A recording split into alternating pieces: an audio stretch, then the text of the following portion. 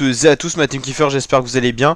Aujourd'hui pour cette nouvelle vidéo, on se retrouve pour parler de Giro 2023. On va faire un bilan de ces 3 semaines de course que j'ai eu le plaisir de commenter en votre compagnie, avec les vidéos présentation d'étapes, les vidéos résumées, les grands moments aussi du Giro, tout ce qui a été chute et tout ça. C'était en tout cas un plaisir de suivre tout ça en intégralité avec vous. Merci pour tous vos retours. Et aujourd'hui c'est la vidéo, on va analyser et on va regarder tous les podiums qui ont eu lieu à Rome.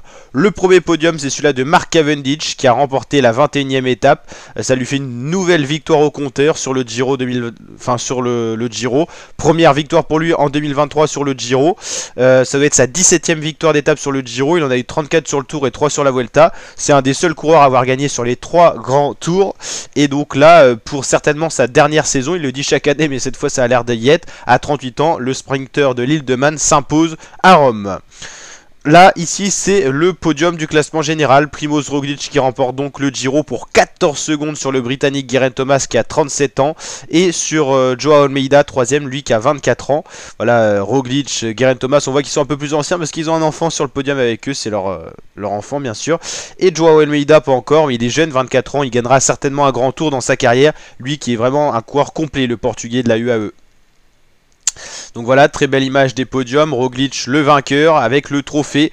Aussitôt après la course, le nouveau nom du vainqueur est gravé sur la coupe. Très belle coupe, hein, la coupe du Giro. Ici on voit Contador qui interviewe quelqu'un. Et oui, les cyclistes c'est souvent des passionnés, hein. Contador qui a arrêté le vélo il y a 2-3 ans, mais qui est déjà sur les grands tours et sur la chaîne Eurosport notamment. Le maillot cyclamen, Jonathan Mailan, une peut-être des révélations, une des surprises de ce Giro. Lui qui a été souvent à l'honneur dans les sprints et qui a une victoire d'étape sur ce Giro, 217 points devant Derek Guy. Ici c'est Bruno Amirail qui voit son pote Thibaut Pinot revêtir le maillot bleu azzurro de meilleur grimpeur. Thibaut Pinot qui peut-être pour son dernier tour, en tout cas son dernier Giro, ça c'est une certitude, va quand même remporter un podium, le classement du meilleur grimpeur. Thibaut Pinot qui fera certainement soit le Tour de France, soit la Vuelta, on ne sait pas encore. Thibaut Pinot qui finit 5ème du général, c'est plutôt pas mal, même si je pense qu'il est capable de mieux, et qui remporte ce classement de meilleur grimpeur. Joao Almeida, maillot blanc, le portugais, qui aura en plus du classement général et de sa 3ème position un maillot distinctif. Voilà le portugais. Donc voilà toutes les remises de podium à Rome. Voilà, on va aller checker tous les autres classements pour voir un petit peu tout ça. Donc voilà, dernière étape, la 21, c'est Mark Cavendish qui s'impose devant Alex Kirch et Filippo Fiorelli. Un sprint entremêlé d'une chute, mais en tout cas Cavendish était quand même le plus rapide. Voici le classement complet, hein. Fiorelli, Dainese, Krieger, Stewart, Gaviria, Matthews, Marit, Stewart, Consomni, Williams, Quaterman, Mailan, Dunbar. Donc là c'est pas vraiment un sprinter. Albanese, Rota. Voilà, donc tous les sprinters qui étaient encore présents sur ce Giro. Il y en a beaucoup qui ont abandonné depuis le début. Classement général, Primoz Roglic qui gagne pour 14 maigres secondes sur Thomas. C'est le rebondissement. Il a été chercher le maillot rose qu'à la 20e étape et ce contre la monte en côte. Almeida qui finit à 1,15. C'est pas si énorme que ça en écart. Caruso 4ème, Pinot 5ème, Arensman 6ème, Dunbar 7ème, Leknesund 8ème, Kamna l'allemand 9ème, 2 plus 10ème. Rubio 11ème, Van Wilder, Buitrago, Kuss, Paré-Pinte qui aura gagné une étape, la seule victoire d'étape française d'ailleurs. Et donc pour les courses à suivre en cyclisme, on s'arrête pas là bien sûr, hein. Le Giro ça a été peut-être la plus grosse course de la saison qu'on a suivie. Bien sûr on a eu Paris-Nice en début de saison qu'on a suivi, puis plein d'autres courses. Mais au niveau des grands tours, c'est vrai que le Giro fait plaisir parce qu'on adore suivre cette course là. Ça c'est un peu chiant, hop. Donc voilà, on arrive déjà à la fin du mois de mai, hein. Bon nous dans le calendrier on avait coché le Giro pour suivre sur la chaîne YouTube forcément. Le Giro il est où, il est hop hop hop hop là. J'arrive même pas à le trouver. Alors est-ce que je suis aveugle? Il y a eu les 4 jours de Dunkerque. Voilà, le Giro c'est là du 6 au 28 mai en World Tour. Il n'y a pas énormément de courses à part le Giro en World Tour, hein, dans ce mois de mai. Voilà, et bien sûr je vous ai donné plusieurs fois rendez-vous, que ce soit dans l'onglet communauté et tout ça, le 4 juin pour le Critérium du Dauphiné, une semaine de course qu'on suit toujours avec attention.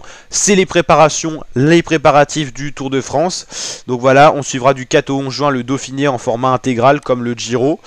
Après qu'est-ce qu'on suivra? Certainement le Tour de Suisse aussi, ça sera l'enchaînement direct, hein, 4 au 11 et 11 au 18, donc le mois de juin bien rempli. Mon dénivelé challenge, souvent j'aime bien suivre ça, donc là c'est pas sûr, mais sûrement sur la chaîne YouTube on en parlera. Championnat de France du contre-la-montre, ça c'est à tous les coups on le suit le 22 juin. Championnat de France classique sur route, c'est le 25 juin. On suivra également les autres championnats nationaux parce que ça va impacter les maillots distinctifs certainement sur le Tour de France. Ça dépend si les championnats nationaux font le Tour de France juste après. Espagne, Suisse, Italie, Allemagne, France, Belgique, Pays-Bas. Tout ça, ils vont faire leur championnat juste avant le Tour de France et le 1er juillet. Hein. Le Tour de France qui commence le 1er juillet. Pareil, intégral tour sur la chaîne YouTube du 1er au 23, édition spéciale. Bien sûr, quand je vous dis intégral, à partir du 1er, bien sûr, il y aura des vidéos avant pour le Tour de France ou même pour le Dauphiné. Par exemple, pour le Dauphiné, on vous présentera tous les coureurs partants, tout le parcours et tout ça dès demain. Donc, au final, quand on dit à partir du 4 juin le Dauphiné, ça sera bien avant sur la chaîne YouTube. Mais c'est juste pour vous donner les dates et que vous n'oubliez pas tout simplement tout ça dans votre calendrier. Par exemple 1er juillet Tour de France, il y aura peut-être 10 vidéos avant ça avec les intros qu'on mettra sur le Tour de France au niveau du générique, avec les présentations des coureurs, des favoris, des étapes, des plus gros cols, des plus grosses étapes et ainsi de suite quoi. Enfin vous avez compris, la team vous connaissez je pense aussi un petit peu. Bien sûr Tour de France, après il y aura, bon on se prendra peut-être une petite semaine de vacances puis vous vous reposerez aussi de votre côté. On aura les championnats du monde aussi. Qu'on suivra juste après, championnat du monde du contre-la-montre également, et bien sûr la Vuelta intégrale sur la chaîne YouTube. Et puis pour les autres sports, après on aura la Coupe du Monde de rugby, tout ça.